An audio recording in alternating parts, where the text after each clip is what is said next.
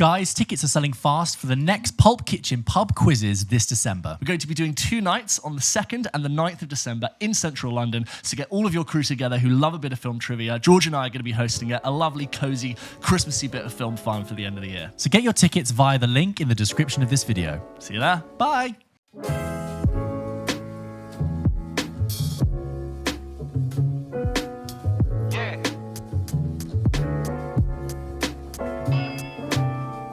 So I've been very pleasantly watching Nobody Wants This on Netflix. Not finished it yet, just a lovely watch. Really enjoying it. Trying to cover, when you start a show and then because you've started it, you suddenly see spoilers everywhere on social media. Yeah. So like, if I had seen a picture of Adam Brody's face prior to watching it, not a problem. But now I'm like, oh, look away. Yeah. Anyway. It was really hot the week it came out. It was like, oh, nobody wants this. And now I'm like, oh, this has it been and gone. But I think it's so watchable though. Like, yeah.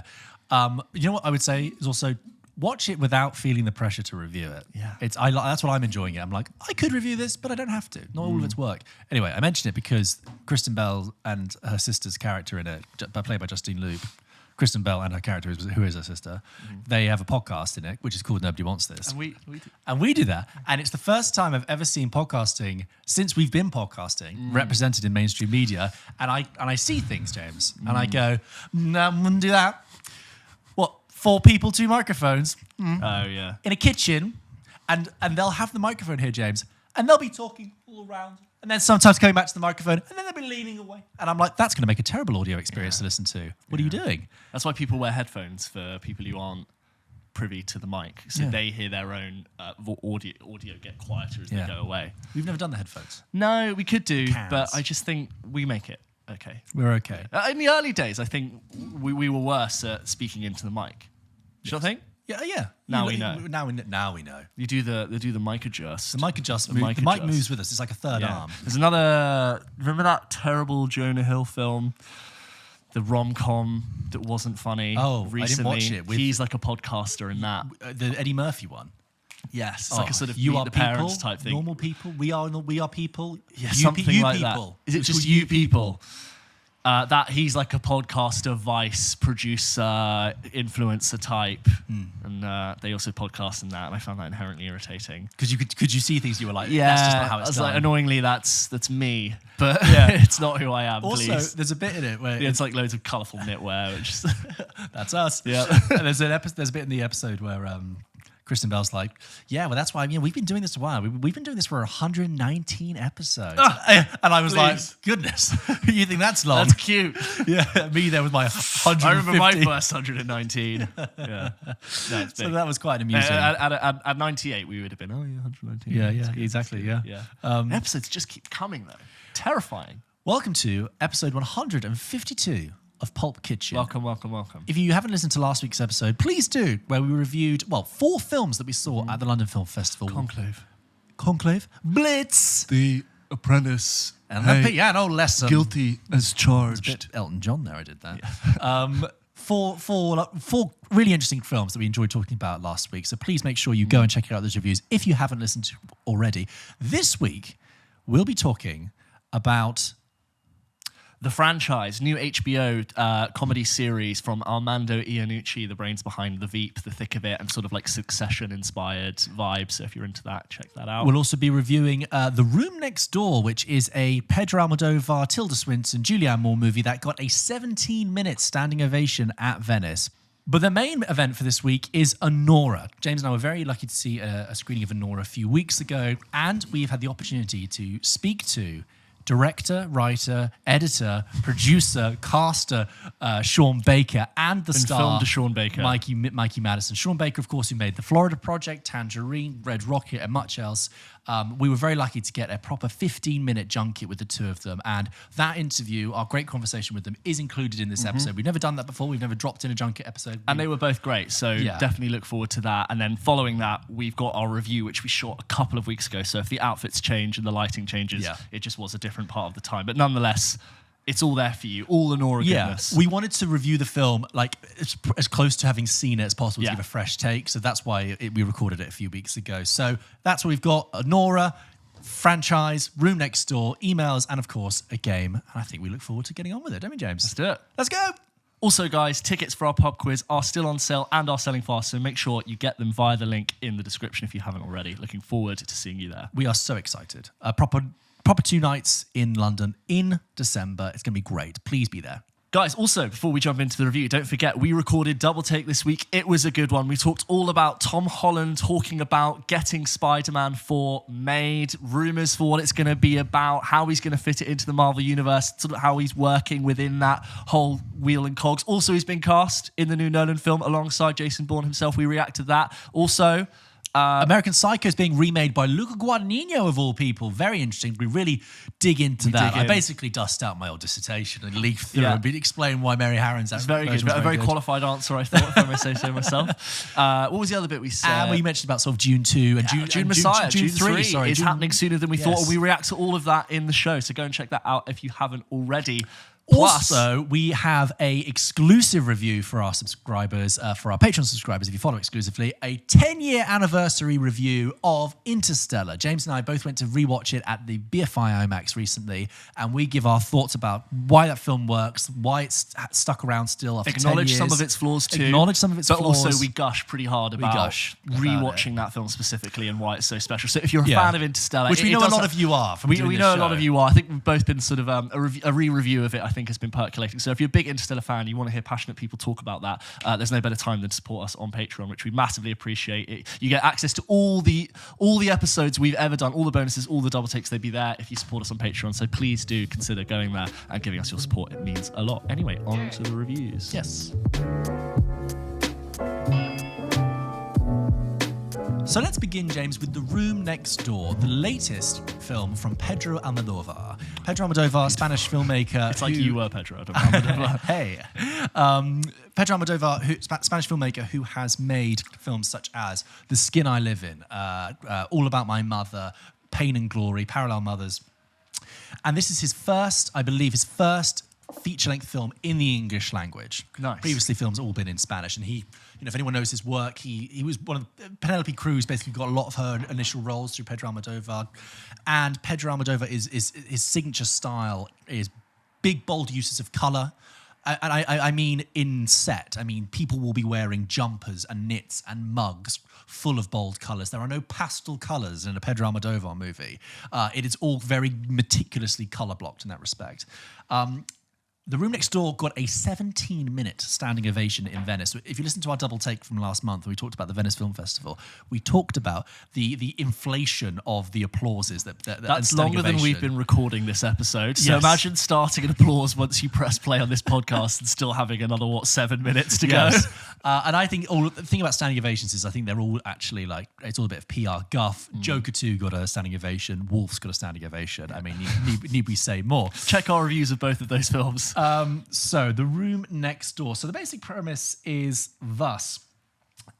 Sequel to The Room? No, not a sequel at all. So this film is entirely set in New York City and New York State.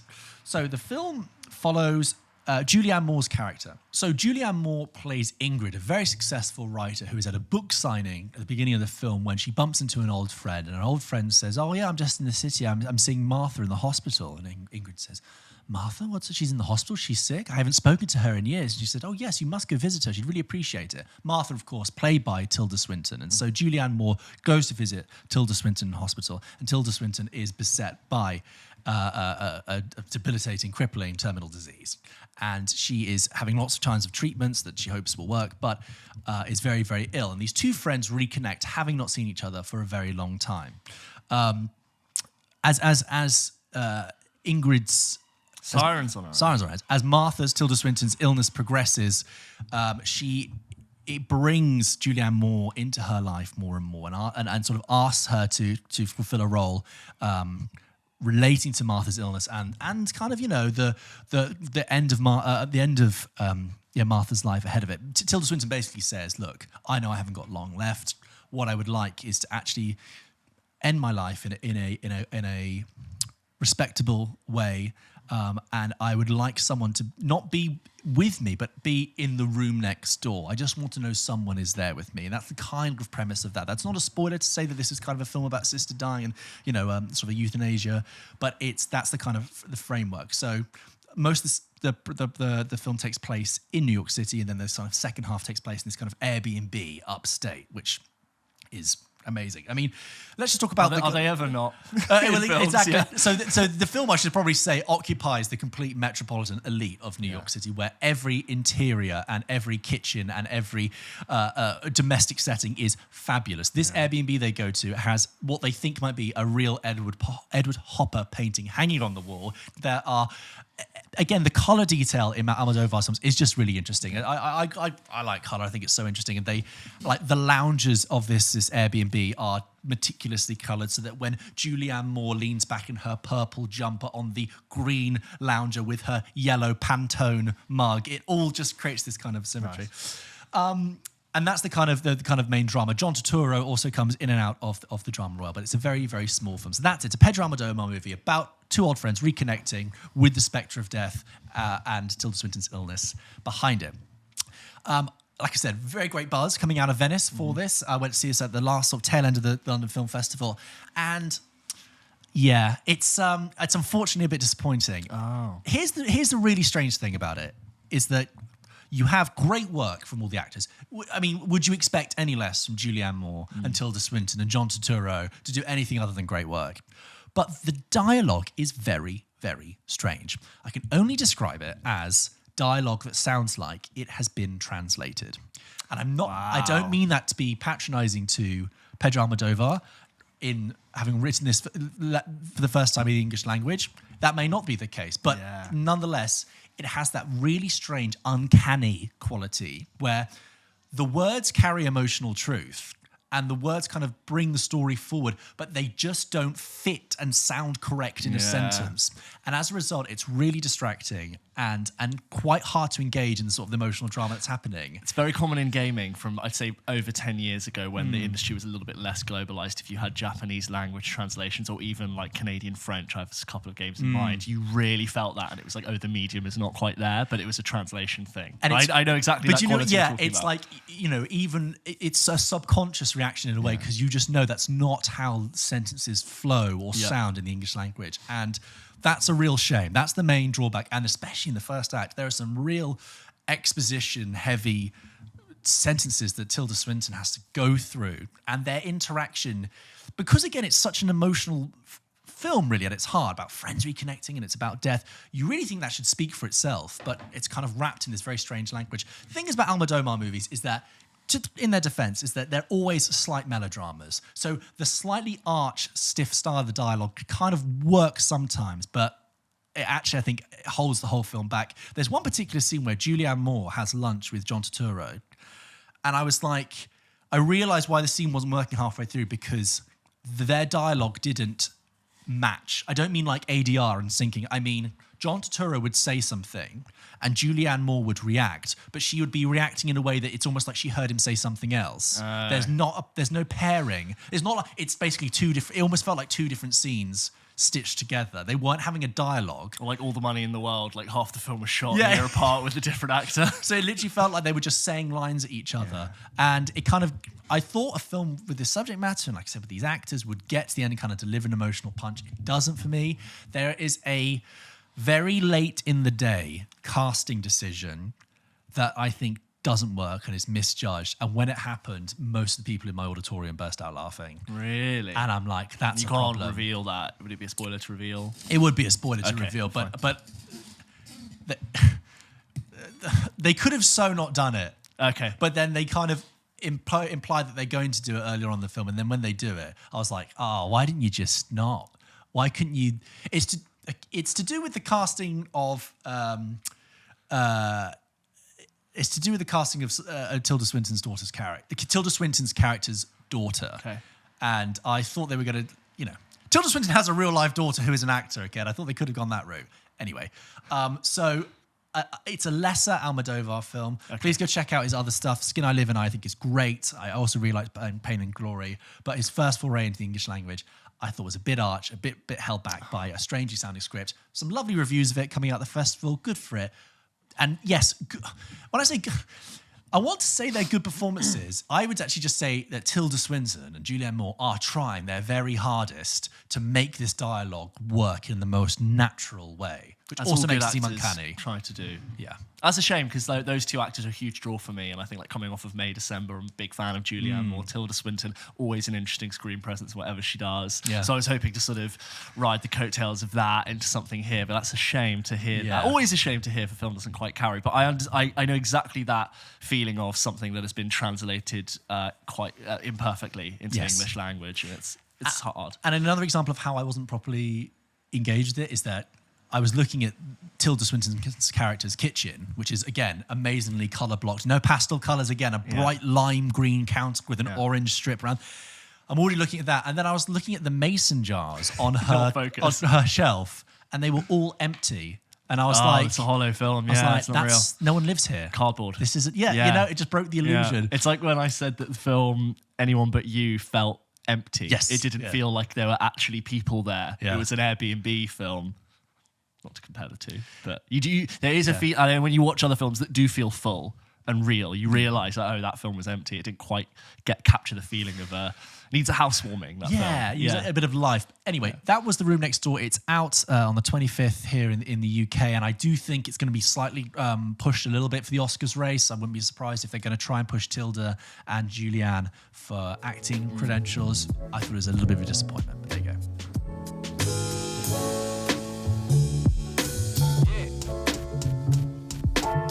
So, George, the franchise, from the mind of Armando Iannucci, who you will know from The Thick of It, Veep, he's got this very signature, chaotic comedy style. The Death of Stalin. Stalin, You know what? Sorry to interrupt you there. Please. Death of Stalin, underrated movie. Yeah, underrated. I thought it was funny at the time, but I've rewatched it and I think some of that is bloody hilarious. And his signature, I would describe across all of that, is chaos behind the scenes. If it's behind the scenes of politics or behind the scenes of the death of it's all politics generally. But this, very fittingly, is about the behind the scenes of a huge, bloated, big budget studio franchise movie. And on this show, and on Double Take specifically, we talk a lot about what must be the decision making behind some of the films that we get from that machine of varying success. This is making so many clear, direct comparisons to DC and Marvel. There's even a guy who is the studio executive who looks like Kevin Feige in this, and like they are like scared of him. Very funny. Anyway, it stars a first AD.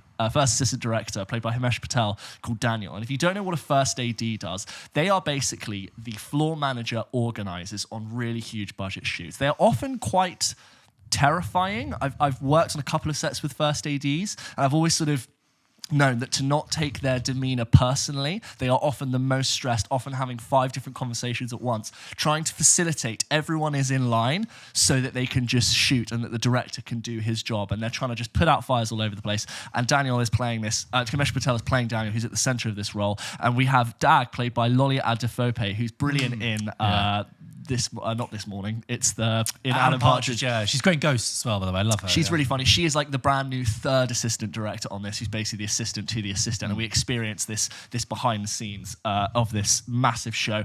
We've got huge green screens. You've got Billy Madison playing an actor who's in a traditional superhero role. You've got Richard E. Grant as Peter, who's kind of like the Shakespearean Patrick Stewart, who's classically trained but has obviously been dragged in to play these nonsensical plot lines under green screen.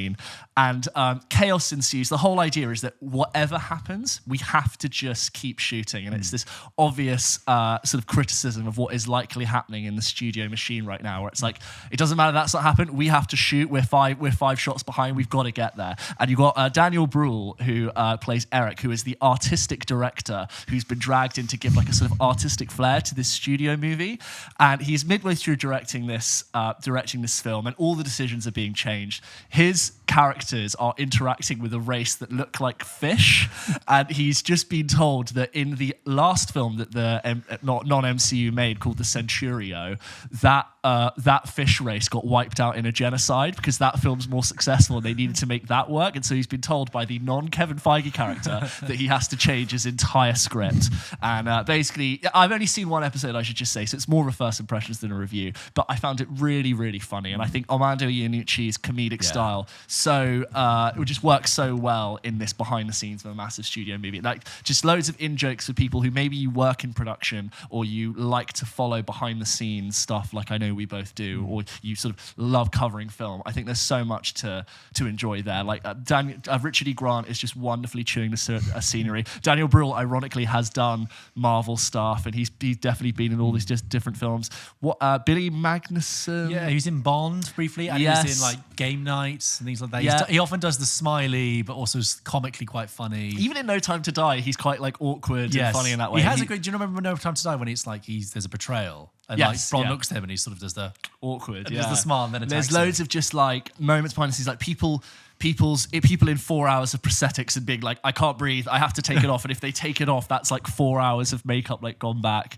So far I really, really enjoyed it, and I think they're just hitting that sweet spot for stuff. So I do think if you are interested, as I'm sure you are, go and check it out and cover it. I have a feeling on Sky there are 3 episodes available, of which I've only seen 1, and it's sort of got this nice note, the first episode, of like Lolly is like shadowing Himesh Patel, and she's like, this is insane. He's like, yeah, okay, so you can go home for 6 hours and then you can come back and do another job. And she's like, why do you do this? And he's like, yeah, it's insane, and it's probably giving me a heart attack and it's stress, but like, would I choose to not work in showbiz? Like never. Like I'd always want to do this. I think they really get the chaos of people who work in that kind of industry. So far, really promising. Go and check out the franchise. It's in the UK. It's on Sky Atlantic, so you can check that out. Brilliant. And if you have any thoughts on the franchise, email them in to hello@pulpkitchenpodcast.com. Okay, so guys, as we said at the top of this episode, we were really lucky to get the chance to speak to writer, creator, director, Sean Baker. Wrote the theme tune, sang the theme tune. We cover that in our interview. We got to speak to him and the star, Mikey Madison, for about 15 minutes. And we've got that interview for you today. If you didn't know, Anora is a film that we actually got the chance to see a few weeks ago, but you'll hear our review in a bit. It won the Palme d'Or Award at Cannes. It is all about this sex worker called Annie, or Anora, who gets loosely entwined with the son of a Russian oligarch's life.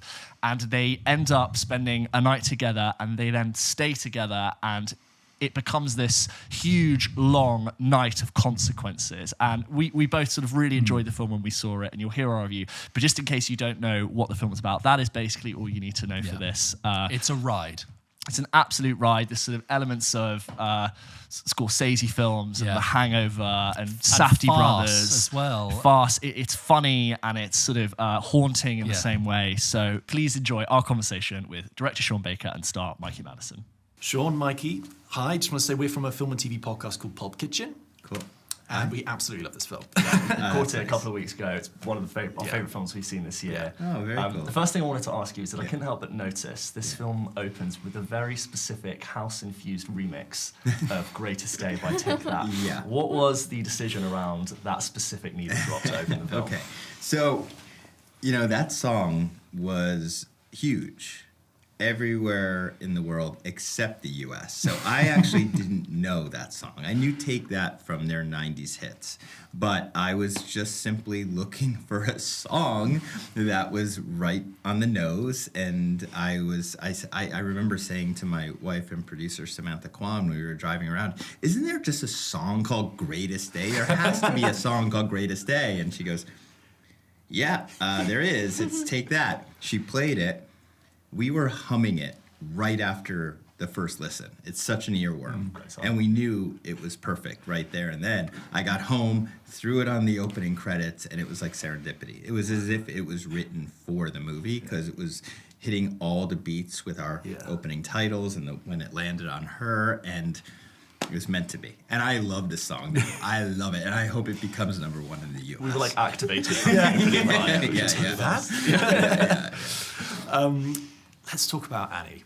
And I'm keen to call her Annie, not Anora, as she prefers in the film. Right. What a character.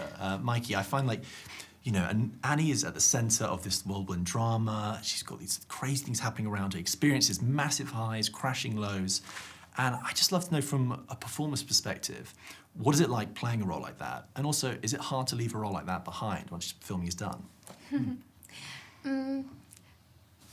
I'll answer the second part first. Sure. It was easy to leave behind, but I did find myself feeling very naked without the long acrylic nails because I had worn them for so long. And so I got another pair of nails afterwards, and then I was like, it's too much for me, I think. But yeah, she's a very complicated character, and I put a lot of pressure on myself to portray her in an accurate way, in a nuanced and layered way. And so I did as much preparation as I possibly could, like physically and emotionally, and just in terms of research I did. Yeah. Fantastic. And then I wanted to ask you about your work with Drew Daniels. I really enjoyed the way this area of New York, Brighton Beach, was captured, and I thought it was a really interesting, like, anamorphic presentation, especially at night in the chaotic second half of the film. What were some of the creative decisions you had in regards to cinematography, and how were those ultimately expressed in the film? Well, we wanted to make the film look like it was shot in 1974, even though it takes place now. Because I'm just in love with the way movies look from that time, that era. And so we shot on film. We shot with vintage Lomo lenses, which are lenses from Russia. And we really leaned into a lot of the techniques used from that time. I mean, we actually flash the film, where we expose it to light before running it through the camera to help bring up the luminance by a stop, just in order to shoot on the city streets without heavy lighting, because I want to use the natural lighting of the environment. Drew did an amazing job. I love working with him. We're so much on the same page. We don't even need that much communication. We know what we want. We both know what we want the film to look like. Yeah, it was those like, Lomo round front anamorphics. You got it. And we had a zoom, which is rare. So is it like a 24 to 200 or something? Like I think so. Yeah, great. Yeah. Fantastic. Please tell me, like, the making of scenes, like, on the DVD will be called From Russia with Lomo. Like, surely I would think that would be a nice little... you can have that one for free. I should call it. That's funny. I'm going to call it that. If I can do a featurette just on Drew and the cinematography, I'm going to call it that. Thank you. Sean, also, I couldn't help but notice, you direct, you write, you produce, and you edit this film entirely. That is, as someone who doesn't make films, that seems like a lot of hats to wear. What was it you found to be the specific benefit of being across all of those roles on this film? And Mikey as well, from a performance point of view, what was the benefit of having Sean be across all of those roles from your perspective? He also casts himself, too. Add that on as well. Yeah. Maybe I'm a control freak. I don't know. No, but I know that the writing, directing, and editing is all one for me. They're all just as important, and I think all three of them add up to what my directing craft is. So there's that. I can't just not edit one of my movies. I'm sure that if I was a director for hire and I was hired by a studio to direct, I would be fired the second day. They would look at my coverage and they're like, we can't edit this. I'm the only one who can edit this stuff, okay? So that's one. And then producing is just that, I have a very specific way of making these films. They're very guerrilla, real independent. So I produce along with my wife and, Samantha Kwan, and then our other producing partner, Alex Coco. And the three of us just know how to do this sort of thing and how to, make the most of small budgets, putting the production value on the screen. How could you trust anyone else? And plus, I do have to sort of take off my producing hat and just put my creative hat on while in production. So I have to rely on Samantha and Alex for everything. And they never say no. They always, I might ask them for something impossible, and they say, "Okay, well, we'll figure it out," and they do. And what were some of these sort of performances and films that really inspired this film and your performance? I was sort of thinking of a Safdie Brothers Scorsese-infused chaos running throughout. But I'd love to hear from you both. What was running through your head when you were making the film? Well, Sean, before we filmed and even before I got the script for the first time, he was sending me movies to watch. And so Female Prisoner was one of them, and he sent me Lulu as well, some Depardieu films. And I would watch them and I would be like, okay, I wonder why he wants me to see this. What specifically is it about this film? And then one scene would happen, I'd be like, oh, that's why. It's the energy of this character or a vibe of a certain scene that he wants me to sort of have in the back of my head. Yeah. Yeah, many references. It's hard to say one. Also, I was really, interested in just what, Mikey would bring to Annie, and I wanted like a wholly original character there. And I haven't really, we've seen a lot of like, young, perhaps scrappy characters who are independent, but I don't know if I've seen like a young Russian and Russian American with that Brooklyn accent and that New York attitude. I haven't seen that in a while, and so I think I wanted to present sort of an original character. Yeah. My next question is about how you have something in common with, we noticed you have something in common with Quentin Tarantino and I think it was Christopher Nolan, in that you have a signature font now with your films. We noticed that with Anora and with Red Rocket, I think it's in Florida Project too, this particular font style. Yeah, it started with Tangerine. What's the history of that font? I just fell in love with that Aquafina script, I think it's called, that, and it just seems to, it's very, it kind of in a way contradicts the subject matter in a way. And also, you mentioned those two filmmakers, but I was actually thinking John Carpenter and Woody Allen. Yeah. So does someone tap you on the shoulder and just goes, "Hey, you got to have a font. You got to choose the It font." was me. I I was the one. I just really liked the way it worked in Tangerine and brought it to Florida Project and said, "It's mine from now on." no expense spared on the neon one. That question was for all the graphic designers out there.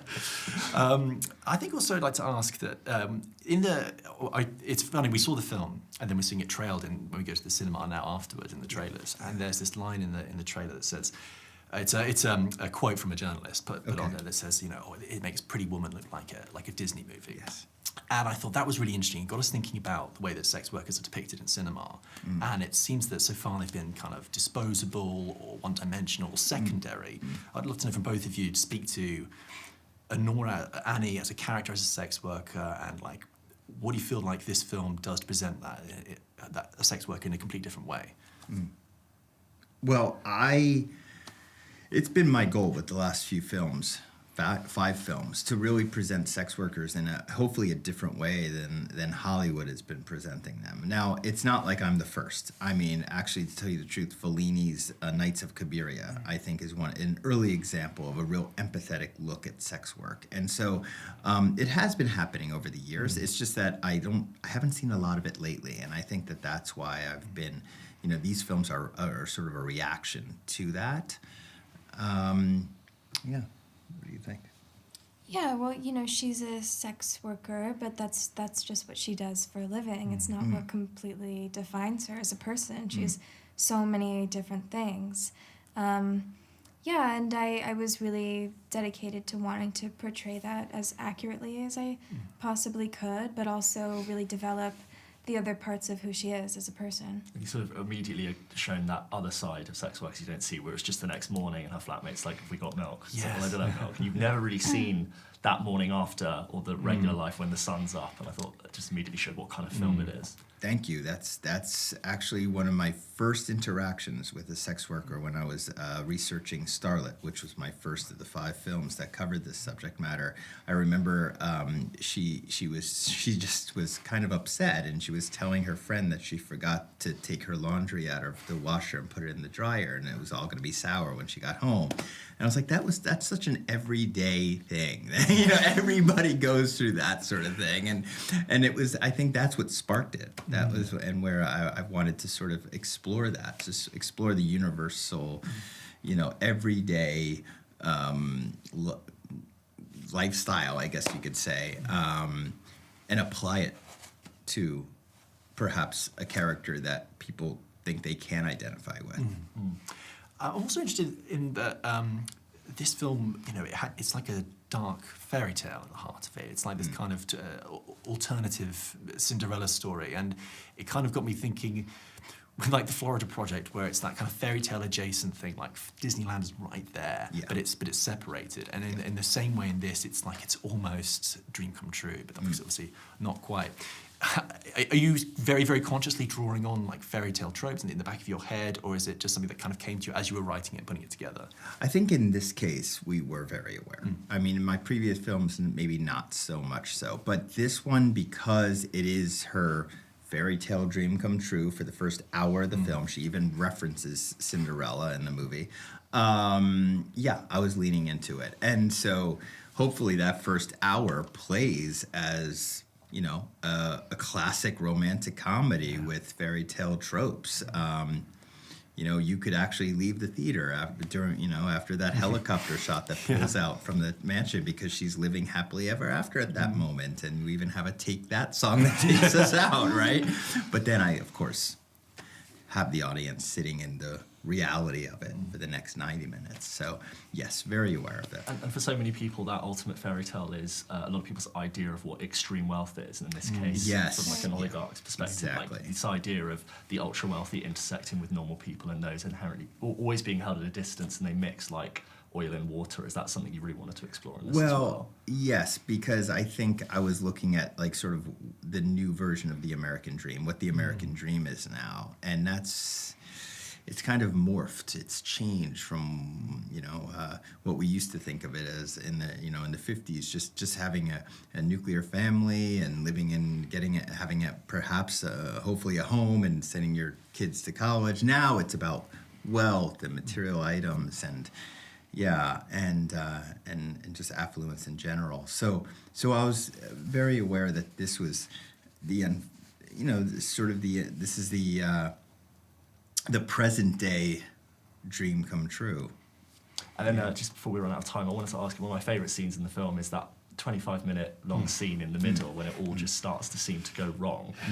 What was it like to try and get that scene shot? And I know it probably took you a couple of weeks to make. What is that scene like? Because it's ultimately the turning point. We scheduled for 6 days. It took 8. We just had to, make sure there were no continuity errors, that the flow was correct. Drew Daniels, my cinematographer, had to deal with slight weather changes over those 8 days because, we have all of that glass looking out into the water. So it's hard to hide weather changes. But I think it was just my cast and crew, everybody being on the same page and really, really dedicated to like making this thing work. We really didn't want to break real time. It was very important for the audience to really be in that moment with Annie, in that very scary predicament with her. And Michael, you must have been exhausted by the end of it, given the screaming and being thrown around. Like, how were you after 6 or 8 days? I mean, after every single day, I would go home completely exhausted, covered in bruises. But Here we go. But at the same time, I would still jump out of bed the next morning, excited to go back and finish filming because it was so much fun. I knew at the end of the day, when I was exhausted, that it was good. It was a good thing because I was putting all of my energy, everything that I had, into this sequence, which was really important to the story. And just before we wrap up, I just want to say, without talking about the content of it, because obviously we don't want to spoil the film, but the ending of this film really stayed with us. And it's funny, we talked about the way the film opens with The Greatest Day and the kind of sort of abrupt landing that this film concludes on. I felt was really powerful. And I suppose that's to conclude our questions today, but saying thank you for such an interesting ending that really stayed with us. And that means a lot because going into it, I always consider the ending the most important part. It's what the audience is going to be sitting with and talking about right after they leave the theater. And there was a lot going on behind the scenes, a lot of technical stuff with the snow and with the camera moves, but also with, these very important emotional cues that the actors are hitting. And then, of course, Well, I don't actually want to say anymore because that might go into spoiler territory. But thank you for recognizing. Thank you both for a wonderful film. We really enjoyed it. Thank you so much. Cheers, guys. Thank you. Yeah. Thank you, guys. Thank you very much. Bye-bye. So, George, let's talk about Anora. Just for people watching, we actually got the chance to see this weeks ahead of time, but we wanted to record our thoughts nonetheless. So you might be listening to this. We'll be wearing different outfits, but nonetheless, here's our thoughts on Anora. We went to a nice little press and industry screening. Just a casual. In the middle of the day, pop down to the Universal offices. I was scared to go to that screen because when I saw Babes there, this volume was so loud, and I was actually like, I had a little bit of PTSD from my ears. And you were like, we're going to sit in the third row, and I was like, okay. But anyway, it was actually fine when they screened it. This is Anora, directed by Sean Baker, who you'll know is the director of films like Red Rocket, The Florida Project, Tangerine. He's got a very sort of distinct visual color palette and style to his films. I always feel like I could almost pick his films out without knowing they're his. I've seen Florida Project. I've heard great things about Tangerine. And Red Rocket as well looks interesting, but those are the ones I've seen. This is Anora, which won the Palme d'Or. Which won the Palme d'Or at the yes. Cannes Film Won the Festival Palme this d'Or at year. Cannes. So we were very excited to be able to get the opportunity to see it because it's got a lot of buzz behind it. Absolutely. Stars Mikey Madison, who you may recognize in a small role in Once Upon a Time in Hollywood. And she plays Anora, who is a strip club dancer and sex worker working in New York City in a frosty, cold, snowy, frosty New York City. And one night she's working, she's told by her sleazy boss, listen, there's got a guy here, he's a high flyer, he's asking for someone who speaks Russian. And Annie has an Uzbek background and her grandma spoke Russian to her, so she has very basic Russian, but nonetheless is introduced to Vanya, the son of an oligarch, billionaire, who, spends a fun night with him and ends up going back to his place for a private appointment. And as she starts to get introduced to him, she sees he lives in this absolutely massive house. And he asks her, how much would it cost for you to be my exclusive girlfriend for the week? And after negotiating a price, she gets swept into his massively opulent, extravagant world. He's meant to be studying, but really he's just spunking all of his parents' money. It involves a huge trip to Las Vegas with hotel rooms and bars, and it all sort of culminates in this basic introduction into Vanya's life. And I won't say much more than that, other than what happens in this film. It's a great sort of tale of what comes up really must come down. And it's a sort of long, epic hangover movie, essentially. Yes. It's definitely very interesting. George, how did you get on with Anora? I mean, absolutely, very well described. It is a very kind of unique kind of film. I would say it's like a black comedy odyssey, which is not how I would typically have described it going into it. I thought we were going to get a much sort of straight drama. And you get this first half, which is this whirlwind. The film is two halves, really. And then the way to describe the second half broadly is that the reality starts to encroach back in. And the second half, which is also takes place all over 24 hours, and despite the first half taking place over several weeks, is this borderline farcical, comedic, but slightly serious section, which is funny and tense, and in other hands would be like a Safdie Brothers movie, where you have heavies and No, You Need to Come With Me and disruption. But in the Safdie Brothers world, that would be incredibly tense and threatening. Yes. Whereas in this, it's played much more comedic and farcical. Slapstick even at points. Yeah, it's almost like referencing like traditional farce where like the wealthier people are away and the lower class people have to interact and sort of run about.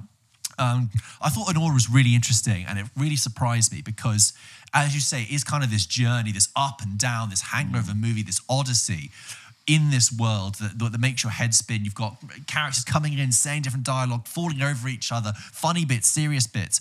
And I thought it was really interesting, but it's one of those experiences where the film played out and I was really enjoying it. And then for me, like the moment it really worked is in its like closing 2 minutes. Right, okay. And in the last 2 minutes, it delivers a moment, a punch that is almost like a punchline to the entire movie. It kind of crystallizes everything you've seen. It's not a funny moment, but it acts almost like a point that makes you snap into focus everything you've just experienced. And you go, I see. And then the film ends. And because of that moment, in the time since seeing the film, I thought, initially I thought it was very good, and now the more I've come away with it, I think that might be really brilliant. I think it actually might be brilliant. I think the way that it talks about, sex work and wealth is really interesting, and we're talking about it in a roundabout, non-direct way, but also by the end directly. And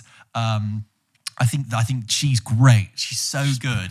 Such a good performance from her, Mikey Madison. And the balancing this. My favorite kind of films always walk a tightrope walk between comedy and tragedy, and this is that. Because you have some, like I said, great moments of humor. And we were chuckling. There's some real, funny. Some really real, funny. you say, slapstick moments. Yeah. And there are moments of real bleak black comic tragedy in it. Yeah. And it's that line which I find so interesting, and I think it lands the ending. The ending has really stayed with me in my mind. I've been thinking about the final 2 minutes in my head. I don't want to overstate it because it's nothing grand, but it's just that really made me think about it. Anyway. I love that I knew nothing going into it as well, by the way. I really just took the film for what it was. I absolutely loved it. Yeah. I thought it was phenomenal. Yeah. I exactly the same thought. I thought that is an example of comedy existing within tragedy. Yeah. I think Mikey Madison is amazing, completely owns the film anytime she's on screen. It's an amazing fable for this whole idea of what comes up has to come crashing down. And if something seems way too good to be true, it probably is. And this, I think Sean Baker does a lot of stuff with the class clash of the rich and the poor. And in this film, you really can just tell that they mix oil and water. Yeah. And it's such a wonderful study of that, the way in which the upper class are using the lower classes in this disposable way. But what happens when you really try and mix that? I thought all of the supporting cast were brilliant. There's this sort of point where everything comes slightly crashing down in the middle, and there's a brilliant, I want to say 25-minute scene that takes place you could be watching it like a piece of theatre. Yes. It's just so wonderfully choreographed and brilliant. It's an amazing hangover film. Yeah. It's it was like watching a horrifying car crash in slow motion. Just the whole trawling through the dark, the late night, the way in which they shot the city at night with these. I'd love to know what lens was used, because usually outer focus elements are different shapes for different cameras you use, but all the lights out the focus were diamonds in the. Oh, really? Did you notice they were polygonal shaped? It was a really interesting. I know Tangerine was shot on an iPhone. Right, I don't know if he does that every time. But, just interesting to see, and that ending is definitely really, really poignant, and it really ties it together really nicely. But it's hilarious. Yeah, it's interesting. It's funny. It's a real journey. It's an odyssey, and I was just completely mesmerised by it. It had me the entire way through. Yeah. There's a really interesting Gary Barlow take that musical drop that's used twice. It's like a house version of the greatest days of our lives. I thought the boyfriend was just really disappointing, and it has quite a statement to say about men. And there's a specific dynamic, which I don't want to spoil, between two members of the film, the two cast members, that really slowly creeps up on you. Yes, and you can sort of see it developing. But I thought, this is actually a really interesting dynamic, that it's got this extra layer to this film that I almost feel like could have been removed, and the film still would have worked. But actually, this sort of escalated it to an extra level. And I remember halfway through the film, I was like, they've got quite an interesting situation there, and if you've seen it, you know. But maybe don't try and read too much into it. I think it's best to just experience it for what it is. The dynamic between those two characters, that character you're talking about, for me was almost like a Greek chorus thing of being able to be always they really know what's going on. Yeah, they know what's going on, and they're just waiting for the reality to catch up. I think it's and I really feel like this situation has definitely happened before. The whole the thing that has to occur. Yeah. I'm I could so imagine this genuinely happening. It's like a realistic Pretty Woman. What would actually, if you did want to try and hire a sex worker for a long period of time and overspend your money, what would be the consequences? Who are the grunts of the billionaire who's probably done some shady stuff to earn his money, are gonna catch up with you and make sure you do stuff. So it's also, what's great is that when a film wins the Palme d'Or, not always, Parasite, wonderful film, but sometimes we going to encounter a film that's obtuse, obscure. I mean, actually, Anatomy of a Fall was brilliant as well, but it's really refreshing that it's a highly entertaining film that also is incredibly well made and really interesting, about something serious, but approaches it in a really interesting way. I think it's great. I think it's really great. It's a long film, but I just couldn't take my eyes off it. Yeah. I was really having a great time watching it, because it's very sad, but also very engaging and very funny. Yeah. And I just think all the members of the cast do brilliantly with it. They're all really distinct and it's just fantastic. Do you know what I mean about there's another world where that's a Safdie brothers movie. Yeah, and totally. it's the same walking along the streets in a different, but like I appreciated it not being like the Safdie brothers movie. Yeah. It was just anyway. So Anora, we really liked it. We hope you guys get to see it soon. It's out on the 1st of November in the UK. I'm not sure about it the States, but definitely check it out. Big contender this year. And if you have any thoughts, questions, concerns, reviews about Anora, please do send them in to hello@pulpkitchenpodcast.com, and we will read them out on future episodes of the show. So that was our review of Anora that we recorded a few weeks ago. And before that, our chat with Sean Baker and Mikey Madison. And as you can hear from our interview with them and our review, we really enjoyed the film. And what was great having the opportunity to speak to Sean Baker is that he was able to answer so many things that we talked about in our review. Yes. So the interview happened weeks after we did the review. And like things I talk about it in my review, about the ending. And I was so glad we got the opportunity just to ask him about that in a non-spoiler way.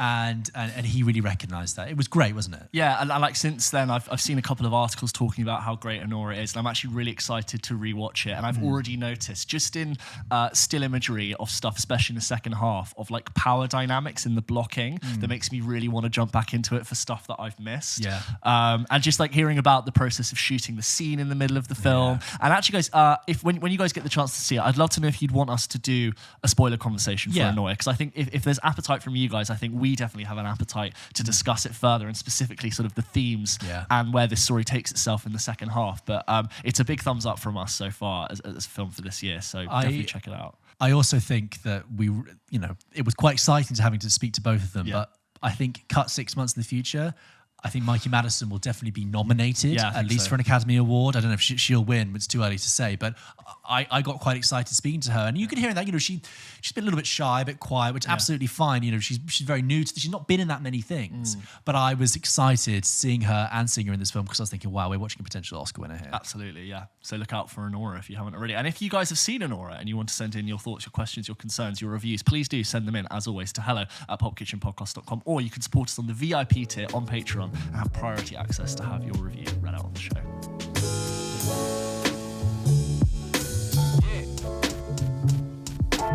George, should we go through some of the emails that we get sent into the show every single week? As always, guys, if you wanted to support us on Patreon, you can have priority access to have your email read out onto the show, or you can send in your thoughts, your questions, your concerns to hello@pulpkitchenpodcast.com, just like Leo did. Leo writes into the show and says, "Hey, George and James and George." Is it weird that like people really are diplomatic with that opening? It's become like a I think from catchphrase maybe now. 100 episodes ago, we were like wondering who got first. It's like a password to open the door of Hey, Pulp George and Kitchen. James and George. Hey, George and James But and George. technically, you chose to go George and James first and then James and George. So even by trying to not be political, you're drawing a fact in that I don't mind. chose George I first. didn't Just say saying, I don't know where this is going to go. Can you get heated? You need to get the text like overlay. But I actually, we've just been reading them out for a year and I'm not even noticing. Leo goes on to say, "I'm not a veteran listener, but I've been enjoying the show for 4 months now and love the structure and variety." Thank you. I watch Because those are, in many ways, oxymoronic, right? Those are a contrast. Sure. Yeah. Like to variety and structure. It's like our episode is like a colouring book, but we paint, the lines are there, but we paint it differently every single week. How Do you like artistic. that? I do.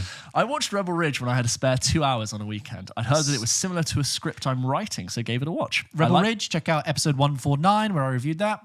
I liked the film, great acting and casting, especially considering the production story. However, all of the trailers and promo I saw had it pegged as a hardcore action when that is not the case. I think here the marketing let it down as it hasn't brought traffic to the movie, brackets, Netflix has buried it. This got me thinking about how Drive, starring Ryan Gosling, was marketed as the next Fast and Furious when it was more of a slow-burning thriller/romance. So I pose the question to you, what is the most misleading marketing that a movie has had? Love the pod, keep it up, George. Good question. I don't think that was from George. Sorry. And then he didn't actually sign it off as Leo, but I'm going. I was like, I George? confused. Was like, that was from a George. In terms of mismarketing, I do have an example, not quite in a similar vein of like misleading in terms of the genre of a movie, but I had a huge gripe with the way that Hail Caesar, the Coen Brothers movie, was marketed. Right, That was a disappointing film as well. very disappointing. But the film really sells it as a kind of quick-paced caper, and it is still trying to be a caper. But there's a very specific line. I think I've told this story before on the show, but there's a very specific line in the trailer where Josh Brolin says, Hobie, which is Alden Ehrenreich's character, so-and-so, which is Jonah Hill's character, so-and-so, which is Scarlett Johansson's character, and so-and-so, Channing Tatum's character, and says, "Thank you for coming. thingy's been kidnapped, we need to do it. Which tells you, as an audience member, told me, I was like, oh, in this mad caper, he's going to have to assemble Jonah Hill, Scarlett Johansson, Channing Tatum, and etc. all together to save George Clooney. That doesn't happen in the film. Jonah Hill is in one scene and he has like a line. Channing Tatum Brolin just has a couple of scenes. Well, he's the main character, really. He's the Josh Brolin I is thought he only had a couple of scenes. no. Josh Brolin is the guy who's trying to find it. But George Clooney's probably in it less than Josh Brolin, and it's just Channing Tatum's just off doing a couple of musical numbers here and there. Same with Scarlett Johansson. So when I saw it, I was like, oh, you completely misled me. I thought it was like the head of the studio assembling all the random people from around the studio to find this guy, but it's not. So that film came out in 2016, I think, and you and I were like becoming friends maybe a year or so before that. And that has a really funny trailer and a couple of really funny scenes within it, even though I don't think either of us rate it as a good film. No. But we quote that film quite a lot. We do the say it as I say it, say it exactly as I say it. Best scene. It were so simple. Would that it were so simple. It were so simple. No, not trippingly. Trippingly. Trippingly. Don't look at him. Look at me. It's a brilliant scene with Mr. Lawrence. Absolutely killed it. I would say examples for me include 2016 Suicide Squad. The first trailer for that film had it made out to be this like deeply somber. Do you remember the first trailer? No. Where it's like, I'm not going to kill you.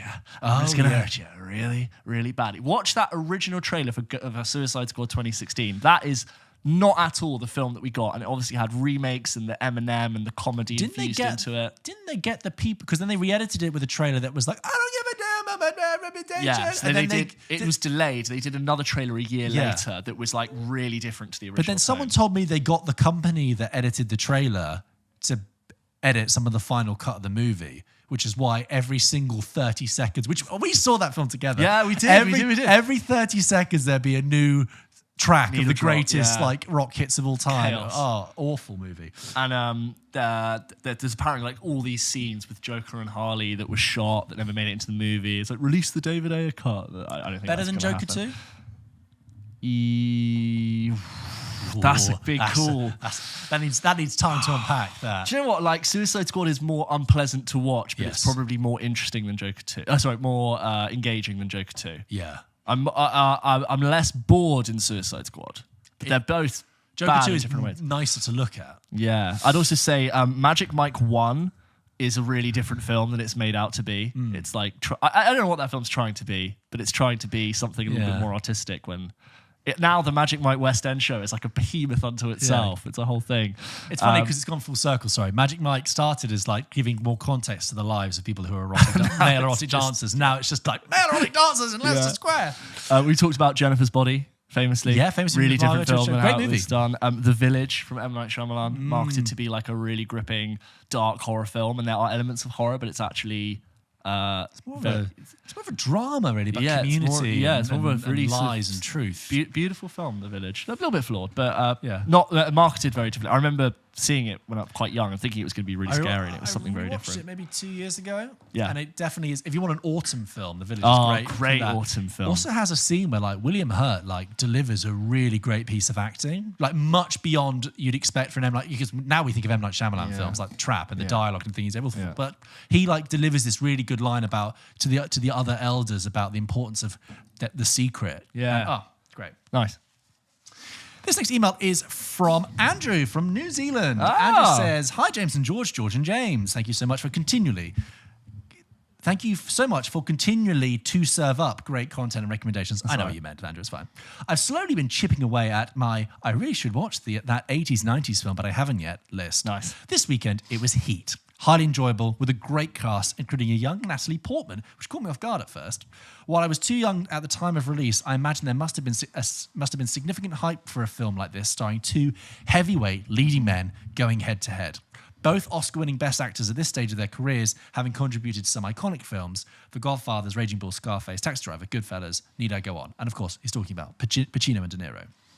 So this left me thinking, what would be the modern day equivalent of that casting today? Is there one? I have to admit, I found it hard to find two leading men who might carry the weight and depth of gritty roles that would create the same hype. I'd love for your take. Keep up the great work as usual. Andrew from New Zealand." Before you do, are they doing a prequel or sequel to Heat? Is that announced and Adam Driver's playing Pacino's I thought it was a rumour that I thought it was a rumoured, not confirmed, that Michael Mann might be doing a Heat 2 in which Adam Driver might be playing Robert De Niro's character. This is a maybe. This is all so maybe. Because I think you would I feel like Driver could do Pacino's stuff. So I'm really reducing performances there. But in terms of like, forget the roles. What two actors? Because obviously you could say, like Pitt and Clooney for Wolves, that could have been that, but they'd already been in a film together. Yeah. The whole point was that two screen heavyweights coming face to face. Who's the equivalent? Who are the heavyweights? Is it Gosling and Reynolds? The two Ryans.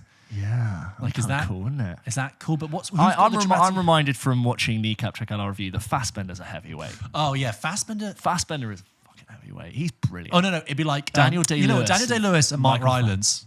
Oh, that's it. I don't care who's doing it.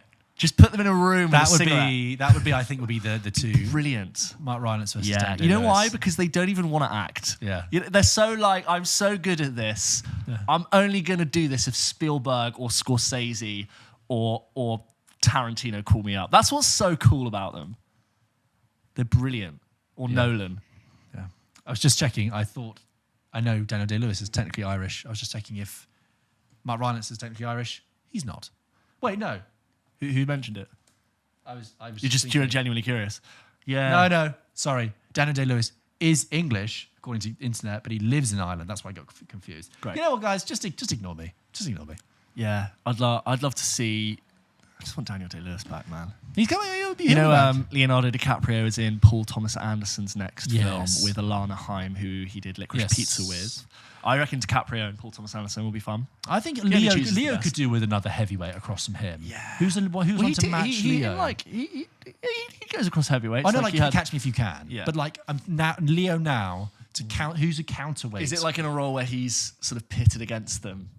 But then like Leo and Pitt in Once Upon a Time in Hollywood. That was great. That was great. They were really good. Is it or Daniel Day-Lewis and Christian Bale? Oh, that would be interesting. Christian Bale could do something they're both good. A bit method, Christian bit Bale, crazy. Adam Driver. Is it? You can't have two people occupy the same space though. Is that why that's not happened? But then Pacino and De Niro did. Imagine trying to wrangle Day-Lewis and Bale on the call sheet. I still think I'd rather see Day-Lewis versus Rylance. Yes. Yeah. Anyway. I don't know what film I'm like picturing in my head, but I'm super into it. This next one is from Sophia, who writes in and says, "Dear George and James, James and George. When I say I spend most of my week counting down the days till Wednesday, waiting for the new episode of Pulp Kitchen, I could not be more serious. Yay! I'm completely obsessed with your podcast and kept thinking about writing in, but couldn't think of what to say other than your podcast regularly gets me through my walk to school." That's school. But then I feel like our audience members... They range. They're Some rarely have children. school age. Some are children.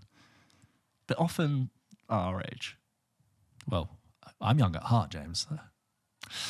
But then you released your 150th episode on my birthday, and it felt like a sign. As award season nears, I was wondering which film award, if any, you regard the highest as a marker of quality.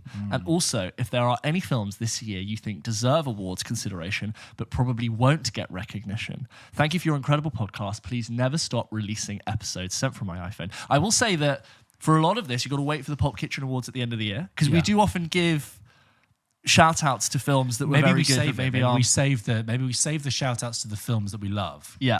But what actual awards that are given do we consider to be the legit ones? I would say like the Oscars are like the award that all awards build to in the film world. But I would say the Oscars are only good in context. So if something just wins an Oscar, that's fine, okay. But if it's also won a BAFTA, if it's also won an Independent Spirit Award, the kind of the Critics Circle Awards, then I'm more likely to respect it. I used to balance it with BAFTA, but then BAFTA's made some rogue choices recently. So thank you, Sophia, for that email. This next email is from Rachel. Her email is entitled, "On October 3rd, he asked me what day it was. Hi, James and George. First time caller here. I'm currently making the effort to reignite my love of film after a big life shake-up a few months ago. And your podcast has been an amazing addition to this journey. So huge thank you. You're welcome. My local independent cinema, shout out to Showroom in Sheffield, recently screened Mean Girls on October the 3rd. Nice. I went along and met with some fellow film lovers afterwards." Do you get the reference? Yes, straight away. I really loved watching... It's October 3rd. It's October 3rd. I really loved watching it at the cinema, as it's a film I've seen countless times, but often in the background or with some flatmates or when I was hungover. So watching it in the cinema, paying full attention with no distractions was such a great experience, as is going to the cinema in general, guys. We love it. I noticed so many moments of subtle foreshadowing and comedy beats in the background of scenes that I otherwise may not have noticed. Really reminded me once again of the importance of seeing films in the cinema. I often fall into the trap of sticking something on a streaming service because of ease. I was also just reminded how genius Mean Girls is. It is often heralded as the teen film, but is truly so exceptional and relevant in so many ways. My question is around legacy films. I was very young when Mean Girls was released, and so don't remember the commentary or the takes that people had upon its release. I can't imagine people were predicting it would be this huge 20 years later, and that it would have a whole calendar day associated with it. I was wondering, what films are you shocked that have managed to have a great legacy that you would never have predicted? And vice versa, what films do you think should have had a great legacy but haven't? I'm aware that the films I choose to watch are heavily influenced by marketing, reviews, and recommendations from people I trust. So I wonder how many people in the industry can predict the level of legacy a film has the potential to have, as I'm sure this affects how they decide to market it. It would be great to hear your thoughts on this. Happy belated 150th episode, lads. You go, Glen Coco. Yeah. Rachel. Films that we're shocked have not had a great legacy, but should have. Or shocked that they do have a legacy. Yeah. Like some films are kicking. Hunger Games, I don't really get. Cars seems to be having a bit of a legacy. I see like a lot of people talking about Cars and like already... Cars 1. I thought that would have been... Pirates of the Caribbean. Is that still kicking around? Pretty sure. I think the first one's great. Yeah. I think. But it's like one good movie. But it's always been around and doing huge numbers. I'm like, I guess. This kind of goes to like overrated things, but I've always been, again, the legacy of Ghostbusters, really? Still? Yeah, I said the Hunger Games. I think it's okay. Yeah. It's gotta get the Hunger Games back, do we? Some films have spawned a following, and you think, really? Why? None of all things? Yeah. That's I guess I do want the prequels. We've talked about this with the Star Wars prequels. We've talked about this at the time. Beloved. Well, but at the time they were rubbish. Yeah, sorry, but now they're beloved, and I'm like, what the? What? Yeah.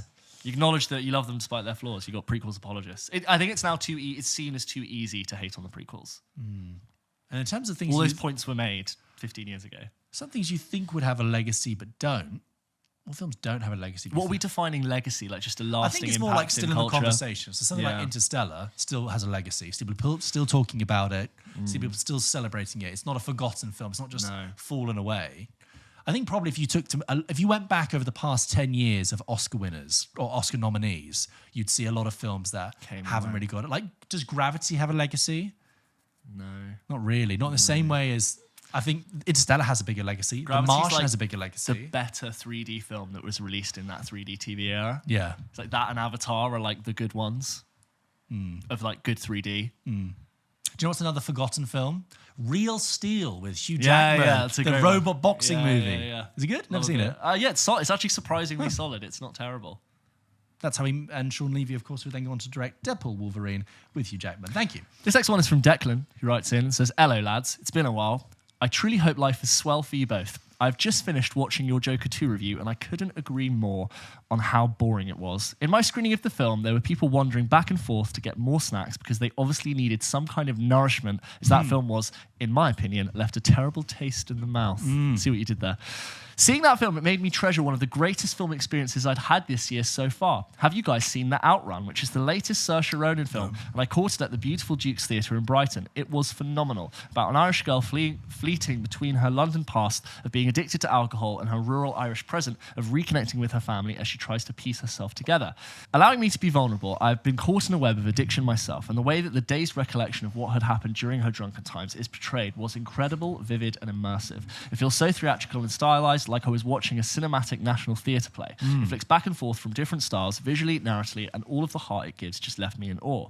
The beautiful cinema experience added so much too. Definitely try to visit the Dukes if you haven't already. There's only one screen. It was cool because everyone was outside after chatting about the film like we were a community who'd seen a theatre play. I loved it and will treasure that forever. Check it out if you haven't already. We'd love to hear your thoughts. Thanks for all the fantastic content. You're a glorious pair of people for the cults that the Pulp Kitchen sirens can't get enough of. Much love, Declan. Declan, thank you so much. Unfortunately, I missed the Outrun because I was maybe away that week and just never caught up. Same. They got lost in the mix, and we'll try and get to it before the end of the year. That's the thing. Have you noticed that's happening? Like, there are a handful of films that have been celebrated, and you're like, you want to get them in before the end of the year in case they're like a contender for the best of the year. Yeah. Otherwise, heard it gets good added to the things. pile. And just quickly on Joker 2, I've heard a lot of I know sort of the conversations sort of moved on now, but a bad film that has bombed and is a sequel to a film that was meant to do very well, larger budget, all the things we covered in our review. There's been a lot of talk about Joker 2.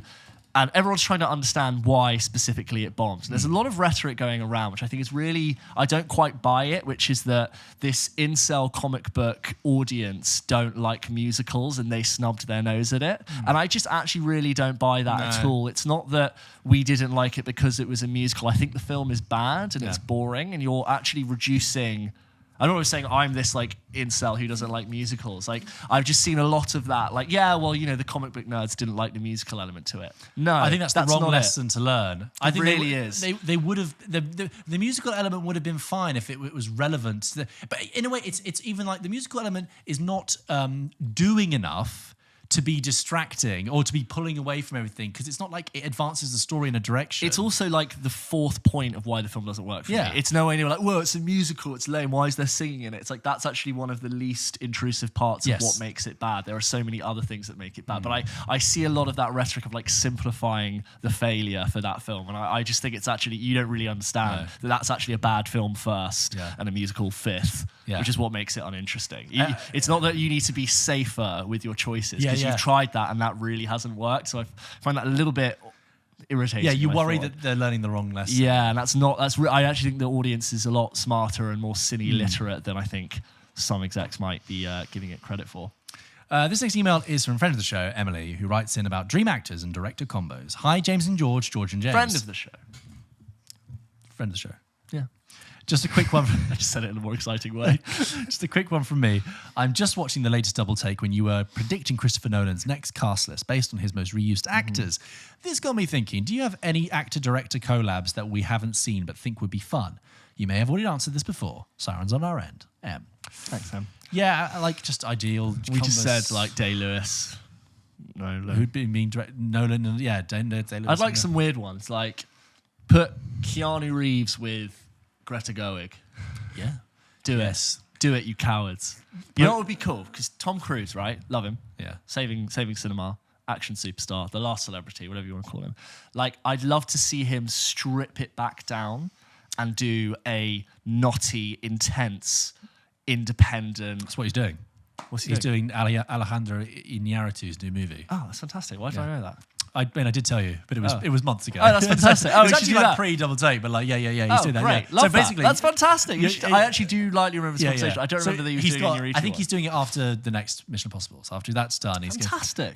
He's answered the call too, right? That's great. I would love to see. I was going to say Jonathan Glazer and Tom Cruise. Yeah. Why don't we see Bradley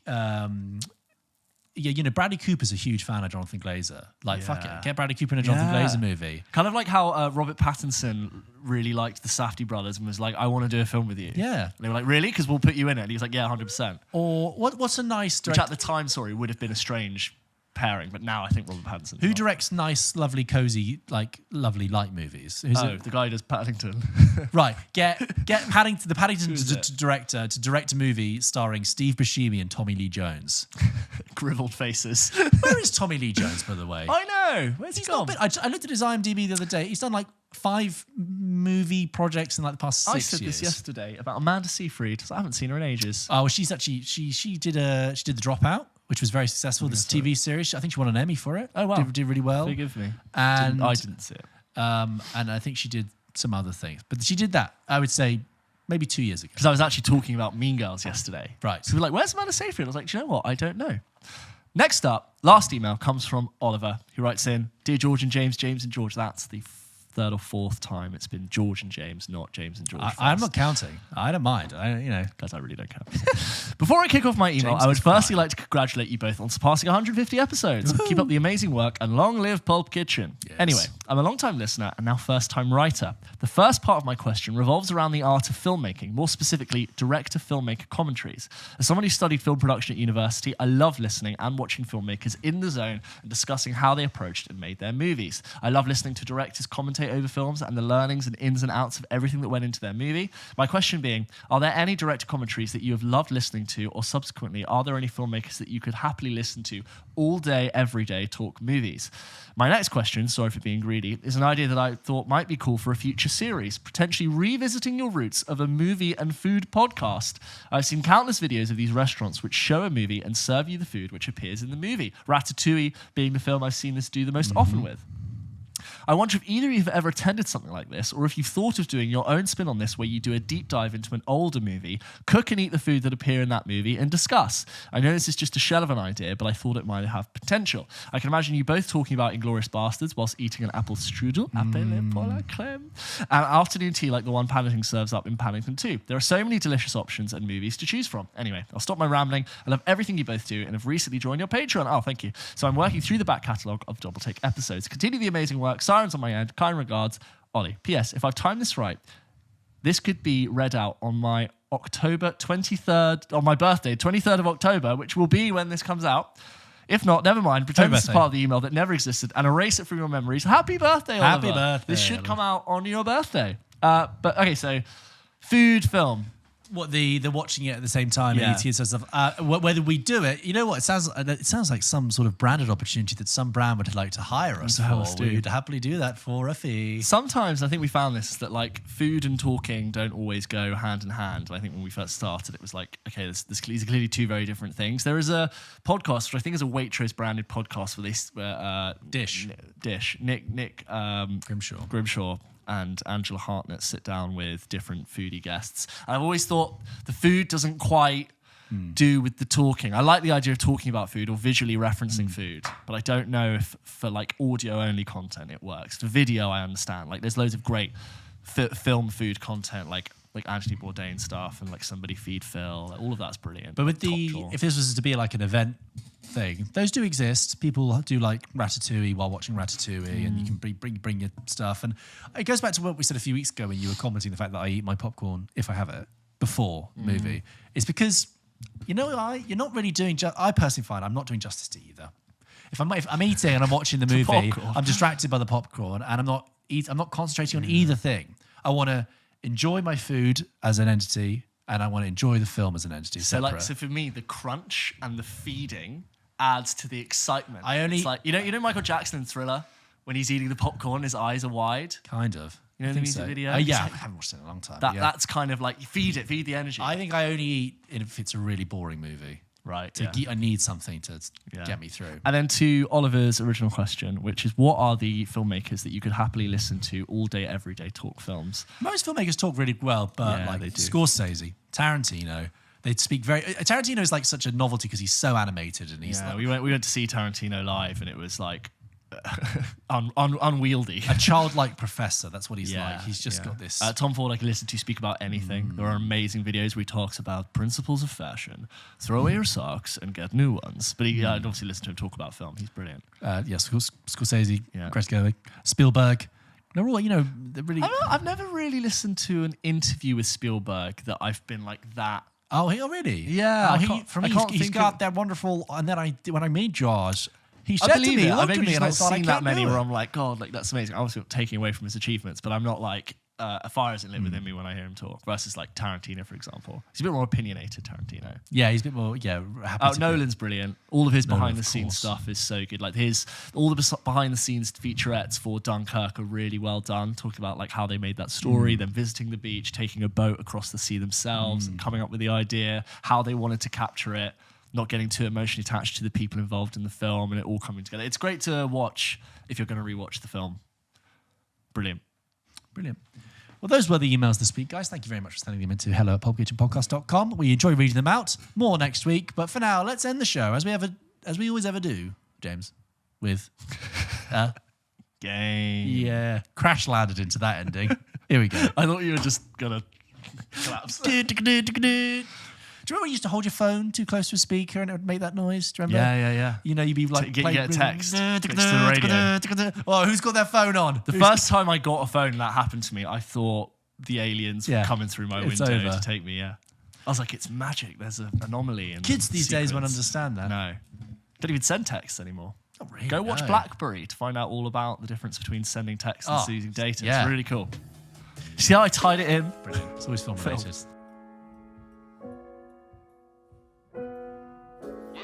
James, as ever, Pulp Kitchen ends with a game. This week, guys, just a quick game to round us up with. We have an old favourite, Cast List Countdown. I haven't played this in, I want to say, like 50 episodes or something crazy. It's been a while. It used to be like the sound game. We burnt out too quickly. And then... an old favourite, a previous season of the show. So, Still good. Still good, though. We also did a lot of the films that have weird and wonderful big casts. Yeah, we did all the movies. Yeah. However, I'm sorry if we have done any of these, but I don't think we have. I have 3 movies here with casts. Great. If you're new to this game, I'm going to read out the cast list of a movie in reverse order, building up to the main stars, and James has to tell me what the movie is from the cast before I get to the end. So there's a chance that some people started listening to our show like 15 episodes ago. And they might not know this game. They might not have played That's what's brilliant. Welcome. So, James, are you ready for your first game? Yes. Guess the movie from the cast. Diego Luna, Zoe Saldana, Stanley Tucci, Catherine Zeta-Jones. Any guesses before I get to the last one? One more time? Yeah, go for it. Tom Hanks. That is one more time. Diego Luna, Zoe Saldana. Is it a new film of Tom Hanks's? Stanley Tucci, Catherine Zeta-Jones, Tom Hanks. I would have thought you'd got this. No, I don't have it. Is it a new film? No. No, go on. It is The Terminal. Oh, God, of course. Diego Luna. Where's Diego Luna? Diego Luna is one of the airport workers. I also don't remember Catherine Zeta-Jones being She's the love interest. Yeah, she is. And Zoe Saldana plays an immigration officer, and she falls in love with Diego Luna. Yeah. And he sort of orchestrates between the two. That's a good film for Christmas, actually. As well, but doesn't feel like an empty film. No. Great extra work in that. Yeah. Huge Terminal. Yeah, that's it. A weird Tom Hanks film. It is weird. Yeah. Oh, the Gavosia. No. Gavosia, that's it, yeah. You're not going back to... No. Bye-bye. Stanley Tucci, just brilliant in everything. Listen, you can go and nobody will get there.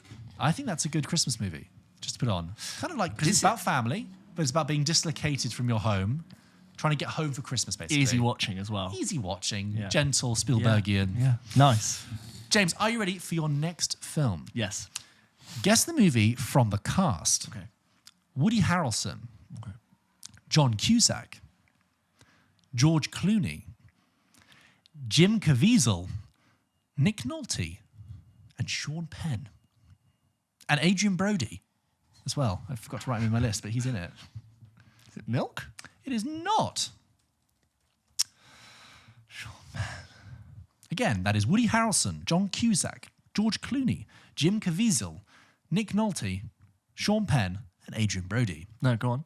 That is Terrence Malick's The Thin Red Line. Oh, I've not seen it. But what a great cast. Yeah, great And that cast. is very famous for those. as well. I should have guessed Terrence Malick with Sean Penn. It's famous because Adrian Brody thought he would... A classic thing with Terrence Malick is that he's ruthless with the editing, and that a lot of people are in his movies and then end up on the cutting room floor. So Adrian Brody thought he was the lead character in it, and he has no lines in it. In the finished cut, you're watching it, and you don't see him until like 2/3 in. You go, that's Adrian Brody. That's mad. Isn't that horrific as an actor to be in that position? Or just to have shot around that to such an extent that you're able to do that. Yeah. It's quite baffling. Yes, to have enough to fill the gaps if you don't want to use I him. assume it's a good film.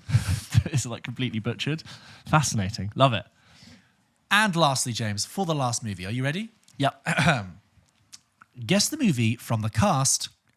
Finn Wittrock, Kevin Durand, Douglas Booth, Nick Nolte, Logan Lerman, Ray Winston, Anthony Hopkins, Emma Watson, Jennifer Connelly, and Russell Crowe.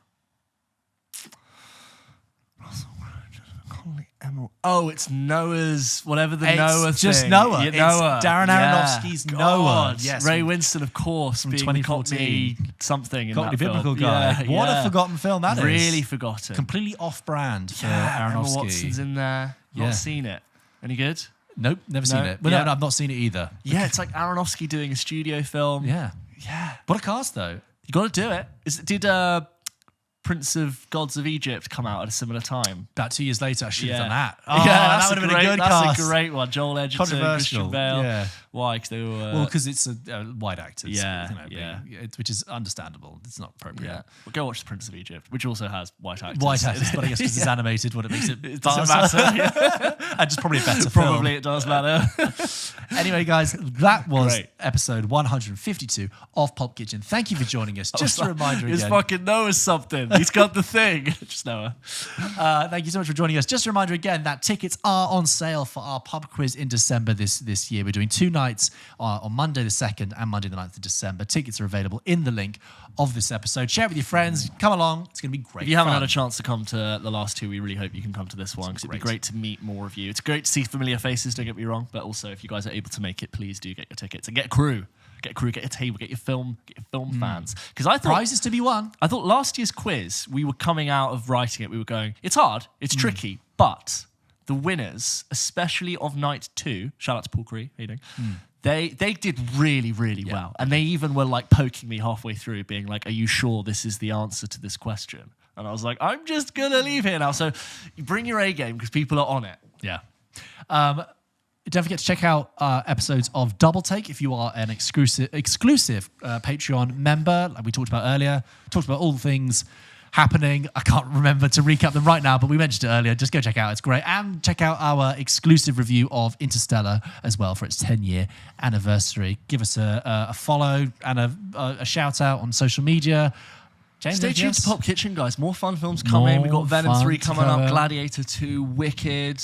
Big fun films for the end of the year. We're in the end game now. See what happened with Kraven the Hunter, you know? Let's find out what happened there. That out. All to come. All to come. In the meantime, have a great week, guys. We'll see you next week. Bye-bye. Bye-bye.